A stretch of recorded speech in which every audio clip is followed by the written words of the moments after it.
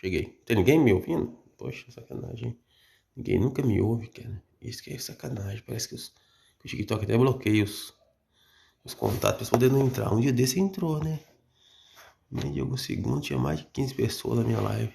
Foi pouco tempo. Agora aqui eu tô entendendo o que tá acontecendo. É pra todos os efeitos, vou deixar gravado aqui. As espadas são providenciais. Certo? O que isso quer dizer? Jesus tinha um ministério terreno a ser cumprido. E um pouco antes, ele vira para os discípulos e diz assim: você que tem dois alforjes, né? Vai e venda um e compra espadas, certo? E por quê? Porque as espadas são providenciais quando Deus tem um projeto para poder alcançar e alguém tem que cumprir com o propósito de Deus. No caso era Cristo. Cristo não podia pegar da espada e arrancá-la e cortar a orelha de soldado. Poderia? Não poderia. Então quem poderia fazer isso? O próprio homem, não é? Porque senão a imagem de Cristo seria vituperada e prejudicada. Então, qual que foi a finalidade dessa relação de Deus, naquele momento com o discípulo que havia de cortar a orelha do soldado, justamente preservar a integridade de Jesus Cristo. Não é isso? Então, as espadas são providenciais por esses fatores, por dois fatores. Um deles, preservar aquele a quem o propósito está ligado diretamente. Porque se Pedro não nega Jesus, nós teríamos dois Salvador na cruz. Se hoje as pessoas em si, elas veneram, não é isso? A ponto de idolatrar os apóstolos e tirar o foco de Cristo e passar para pessoas que estão ligadas diretamente à cultura dele, cultura essa que veio crucificá-lo, não é isso? Depois de guardar, de guerrear muitas guerras com Cristo, veio agora crucificá-lo. Inclusive pessoas que comeram do pão, né? Dentre aquelas multidões ali que participaram da ceia, que comeram com Cristo, eles crucificaram, gritavam, crucifica-o no momento da crucificação. Então, quer dizer, as pessoas não vão te considerar pelo que você faz por elas. Ela vai considerar por aquilo que elas geralmente se fazem vulneráveis à situação do momento por necessidade de comer, de vestir, de beber ou de ter uma situação financeira saudável. Prova disso que Judas Iscariote traiu Jesus, mesmo andando com Jesus o tempo todo. Então, quer dizer, as pessoas não estão preocupadas com os valores morais que você tem quando assim o coração é inclinado para o mal. Então, quer dizer, as espadas elas são providenciais por esses dois fatores. Porque quando Deus tem um projeto para poder realizar, o homem ele se torna limitado em seu uso, sua autonomia e seu livre-arbítrio. Prova disso que Jesus fala: vocês que tinham dois alforjes, vão e compram espadas. Por quê? O que acontece com uma dessas espadas? Ela é utilizada para cortar a orelha de Malco, do soldado romano. Ou seja, aquelas autoridades estavam ouvindo da parte dos seus benfeitores uma ordem de capturar, de matar, de destruir, certo? Mas em relação a Cristo, aquela orelha que fora cortada, ela ia mudar agora o cenário. Você não está ouvindo mais por parte do homem, você está ouvindo por parte de Deus. Mas quem haveria de cortar a orelha não seria propriamente Jesus Cristo, mas o discípulo de Cristo. É um dos que eu amava muito. Então, quer dizer, muitas das vezes Deus vai tirar aquele membro que está impedindo você de ouvir a palavra de Deus para poder colocar um membro que faça com que você cumpra com os propósitos de Deus. Então era necessário que aquela orelha fosse cortada. Ainda que Deus colocou ela no lugar novamente. Por que não foi cortada por Jesus? Porque Jesus tinha um propósito a ser cumprido. E aí ele não cabia, né, por parte de Deus, em que ele se expôs numa sociedade em que ele era visto como filho de Deus, como quem operava milagre e resolvia pela palavra e pelo poder da palavra todas as coisas, sem usar o que? Da arma. Por isso ele fala: aquele que fere com ferro será ferido, porque certamente aqueles soldados que foram ali para prender ele, mas prender também aqueles discípulos, eles foram com a intenção. E essa intenção era levar ou matar. Não é isso? E em um certo contexto, Jesus chega a expulsar, né, aqueles demônios, aqueles soldados, a ponto de parte deles caírem por terra, mas de alguma forma Jesus Cristo haveria de ser crucificado, haveria de ser morto na cruz e ser apreendido por aqueles soldados, certo? Mas a princípio era necessário que aquela orelha fosse cortada para que a autoridade que vinha de Roma para apreendê-lo, viesse ser sofreu com a inversão, quer dizer, o Filho de Deus está aqui, a autoridade é Cristo. Então, quer dizer, Aquela orelha representa justamente um novo começo. Quer dizer, você estava ouvindo de lá para cá, agora você está ouvindo da parte de Deus. Não é isso? E muitas das vezes a gente acha que Pedro negou Jesus porque era fraco. Todos nós somos fracos, mas nós temos um propósito a ser cumprido pela vontade de Deus, como pessoa autônomo, livre e independente, indiferente do que reza a lei. A sua fé se estabelece em Cristo. A lei simplesmente reflete aquilo que define a sua fé, o seu caráter, a sua personalidade. Ainda que essas leis sejam burladas, sejam manipuladas para poder ferir a dignidade de quem quer que seja, inclusive promover inversão de valores por considerar pessoas se considerar com mais capacidade financeira, social, ou com mais caráter humano, ou étnico, ou racial, isso não importa. Às vezes ela pode ser mudada, mas é a sua fé que tem que alinhar com a lei. E não a lei alinhar com a sua fé. Por quê? Porque a fé, a lei pode sair, ela pode ser enferma pela carne. Né? Ela pode estar contaminada pela carne. Não é? Vai acontecer o que aconteceu com Diná, por exemplo. A princípio ela foi tida por violada, sim, pelos filhos de Siquém. Pelo filho de Siquém. Mas por quê? Porque a cultura de Israel, na época, não era aplicável para aqueles siquemitas. Mas eles não estavam nem pensando nisso. Eles pensavam que tinha que ser dessa forma porque no meio deles era diferente. E no meio deles é diferente a ponto de chegar em Jesus Cristo, né? Depois de vários anos guardando a lei, fazendo, aspargindo sangue, eles ainda não conseguiram se conectar com Deus a ponto de crucificar o próprio Filho de Deus. Então a gente vê que o que é para cumprir pela vontade de Deus não depende do que a lei diz nem que o homem diz pela sua autoridade. Depende da vontade de Deus e é isso que vai cumprir. Não é isso? Jesus chega a dizer para aqueles discípulos, aqueles que não creram nele, que não guardaram a palavra, que eles nunca tinham ouvido o parecer de Deus, porque neles não havia o que? O amor de Deus. Que ele não recebia, né, testemunho dos homens. Né? Ainda que João, né, que aqueles discípulos, que aquela multidão ali, se alegrasse um pouco com Jesus, pelo fato de haver o que? João, o profeta, pregado para eles. Mas ele fala, eu não recebo testemunho de homem, mas digo isso para que vós salveis. Então, quer dizer, o limite da salvação e a consumação está em Cristo. Então, entende-se que se não é cortada a orelha de Malco, automaticamente a autoridade de Cristo não seria ouvida do lado oposto do poder da época, que estava sobre Roma e, consequentemente, manipulado pelo povo de Israel, pelo principal do povo ali, pelos principais ali, que de alguma forma sofriam algum tipo de influência política, social e econômica. Então, muitas das vezes, as espadas elas são providenciais. Por quê?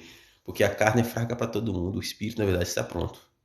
Se o espírito está pronto, quem não está com Deus está com quem? Com o diabo. E o reino dividido contra si mesmo é devastado. Jesus, antes de ser crucificado, ele fala assim, ó, eis que o império da morte, das trevas, impera.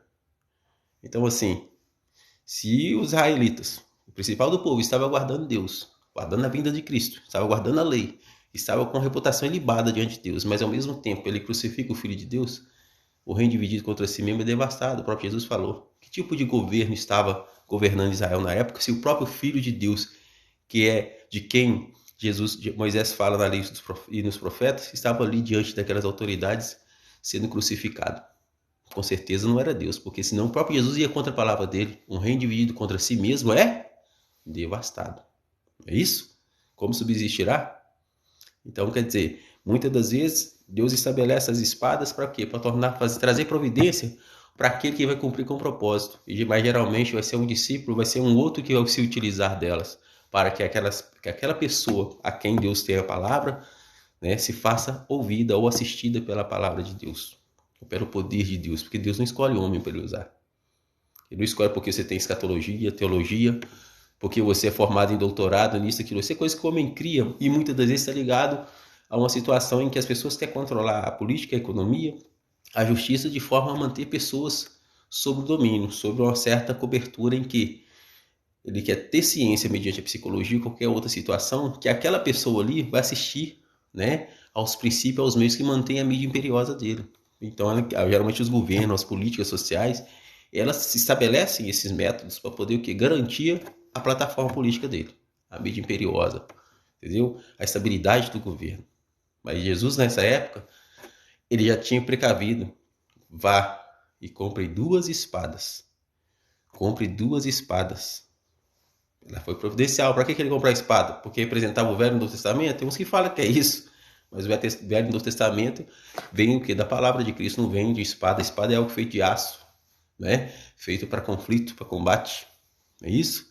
E a autoridade da época ali diante dos discípulos era e é o Filho de Deus. Hoje também é o Filho de Deus.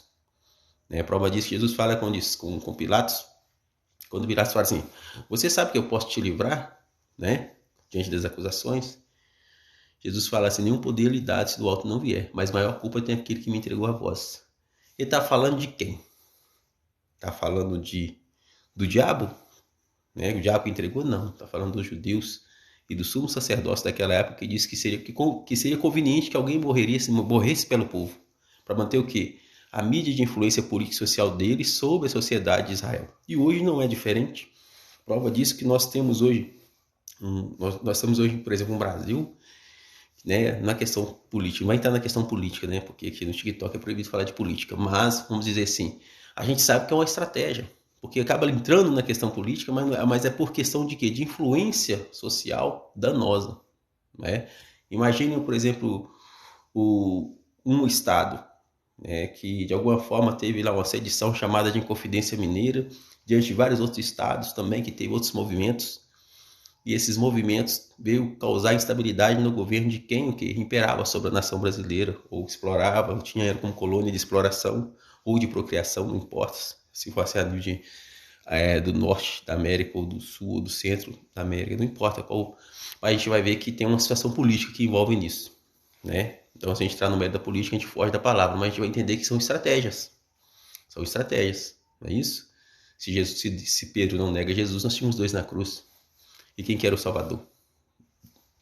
Foi destinado para a salvação da humanidade. Jesus Cristo. Não foi Pedro. Pedro é aquele que Jesus falou, ó, tu és Pedro e sobre essa pedra ficareis uma igreja. Por que ele falou isso? Porque ele se deixou ser usado por Deus. Mas logo depois, no versículo posterior, né, ele já se deixou mover sobre uma íntima compaixão que na prática não tem nada a ver com qual era o projeto de Deus em Cristo. Prova disso, Jesus vira para ele e fala, para trás de mim, Satanás, que entendeste as coisas do homem, não compreendeste as coisas de Deus. Então, quer dizer, em parte o amor de Pedro estava perfeito, mas em parte o propósito de Deus em relação a Cristo haveria de se cumprir na cruz do Calvário. Por isso, aquelas espadas elas foram o quê? Providenciais, porque alguém haveria de cortar a orelha de Malco, do soldado romano, para que ele pudesse entender e ouvir de uma vertente em quem a pessoa que haveria de falar aos ouvidos dele teria verdadeiramente autoridade da parte de Deus. E ele estava ali simplesmente, né, ouvindo a autoridade de pessoas que geralmente dependem de um grupo, dependem de uma manipulação social para poder se haver com juízo, e muitas vezes totalitário e arbitrário. E nesse momento lá não aconteceu isso. A orelha foi cortada, a orelha foi-lhe cortada, vamos dizer assim, e Jesus pegou a orelha e colocou novamente. Acho que pelos gestos de Jesus Cristo, ele não tivesse falado nada. Malco deve ter entendido que esse homem verdadeiramente tem poder. Não é isso? Então a forma de Deus muitas vezes quebrar as pedras, ou romper as pedras, não está no ato dele chamar Lázaro para fora. Ali simplesmente é uma ação final. Já é a conclusão dos feitos. Às vezes no caminho ele já estava quebrando as pedras, quando ele falou, ó, essa doença não é para a morte, mas para que o Filho do Homem seja glorificado. Mas aí o homem vai e morre, não é isso? Então a gente entende muitas das vezes que as pedras são como espadas. As espadas são como as pedras. Por quê? Porque é uma forma de você o quê?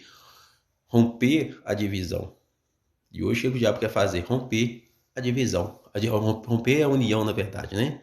E causar o que? A divisão. Porque é a divisão que faz com que você seja vulnerável na vida 2. É a divisão que faz com que você seja vulnerável em relação às próprias questões ligadas à governabilidade de estados, não é isso? Prova disso que a gente vê que nós temos um estado que está praticamente, é um estado que desde o princípio, no caso de Minas, né?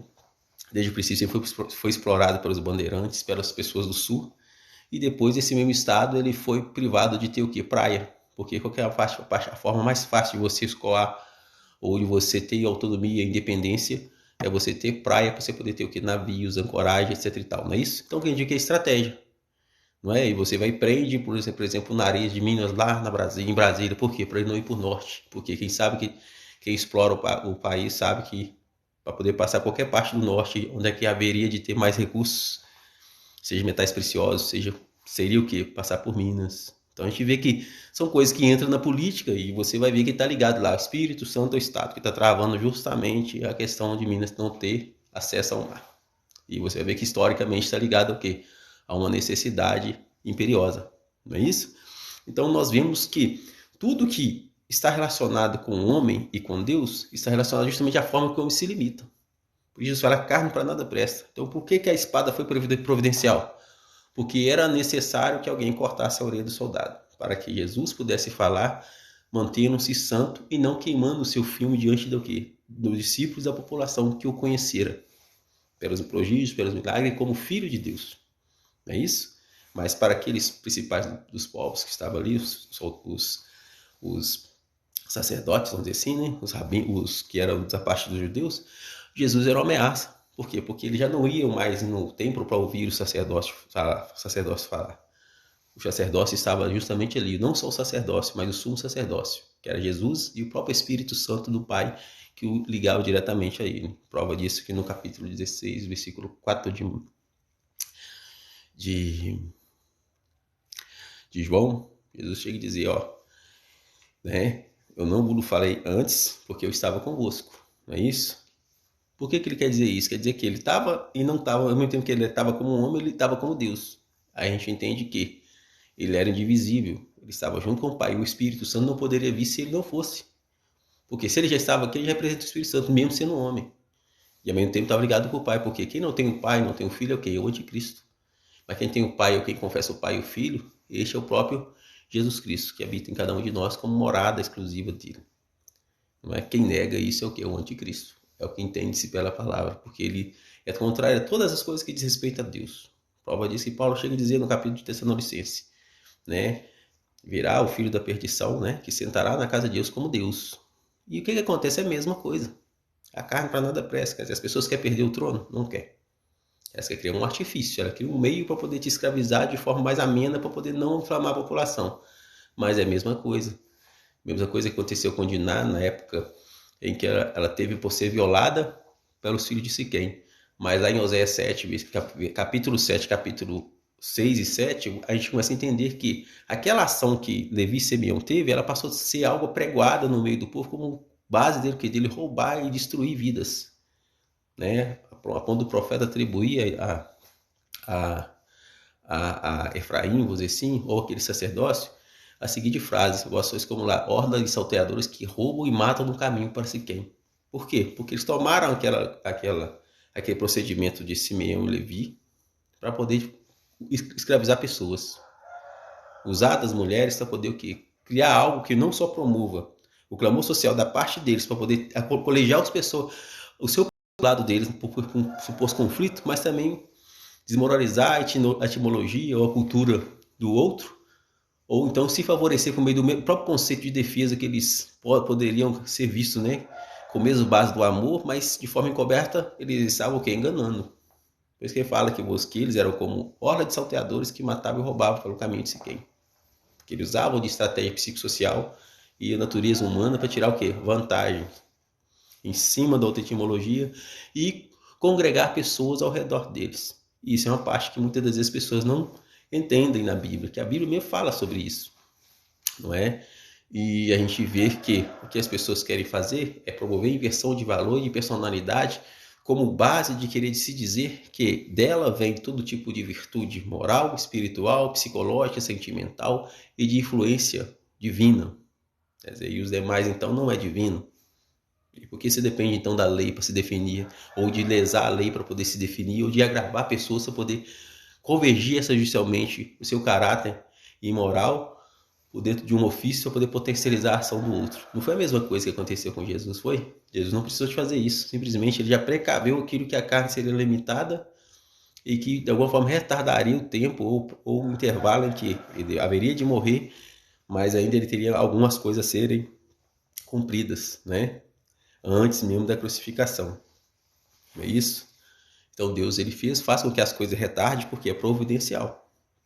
É providencial. Às vezes o impacto em que aquele povo viesse sobre Jesus ia impedir que aquele soldado ou que a forma das pessoas ouvir a autoridade ou de Cristo provar que ele era Deus para aquele soldado ou ter pelo menos uma base, né, que começar a ramificar, né, o evangelho dentro de Roma, né, viesse ser impedido de acontecer. Então, quer dizer, aquela espada foi providencial para que tivesse um testemunho no meio daquele exército. Ó, a orelha dele foi cortada e o mestre colocou a orelha dele imediatamente, ela fixou no lugar, ficou sã. Então foi uma forma de Deus falar com eles também, mas também fazer com que a forma de se ouvir Deus fosse transformada, tivesse outra origem, não a origem que estava vindo, né, por parte de Roma ou por parte de quem quer que seja, porque se o próprio povo estava contaminado a ponto de, né, de crucificar o próprio Filho de Deus, que era o Messias, a quem eles esperavam, então, quer dizer, cumpre o que Jesus falou: vós nunca viste meu Pai, nem o seu parecer, não é? Se outro vier em nome dele, aí vós ouvis, mas eu que vim em nome do meu Pai, vós não ouvis.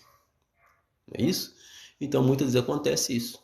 Acontece aquilo que, na verdade, o homem se faz escravo dela, por questões de carecer, necessidade, de recursos, chantagem financeira, emocional, político, social, abuso totalitário e arbitrário. E muitas vezes a pessoa que te provoca nesse sentido, ela quer explorar você no seu limite porque ela quer potencializar a ação de um falso Cristo, de um falso Deus, de pessoas que, na verdade, estão usando de mídia imperiosa contra você e criando estratégia.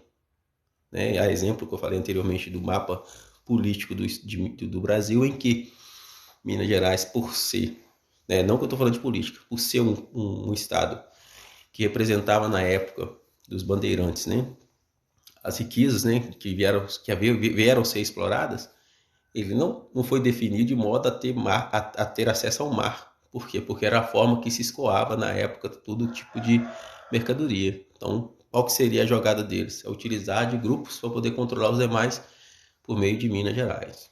Não é isso?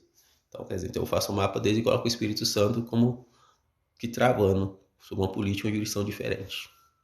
Então, as pessoas já usam de forma estratégica, igual você ter ou não ter formação acadêmica. Porque muitas pessoas têm, outros não têm, e as pessoas que têm não é garantido pelo Estado com interesse privado, mas quem controla o Estado usa o serviço do nome público como razão de quê? De justificar as suas influências. E o Estado garante de forma, na lei, que todos somos iguais, são, mas isso acontece como quem tem instrumentalidade de que um cidadão forme seu segundo grau, chegue lá e faça e conquiste, não tem.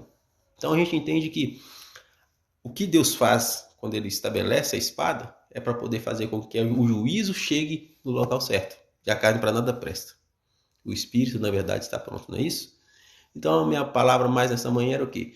É dizer que a espada ela é providencial para que a palavra e o juízo de Deus chegue na pessoa certa, indiferente de qual a forma que Satanás vai usar para poder causar barreira. É Deus que faz acontecer e vela para que a palavra se cumpra.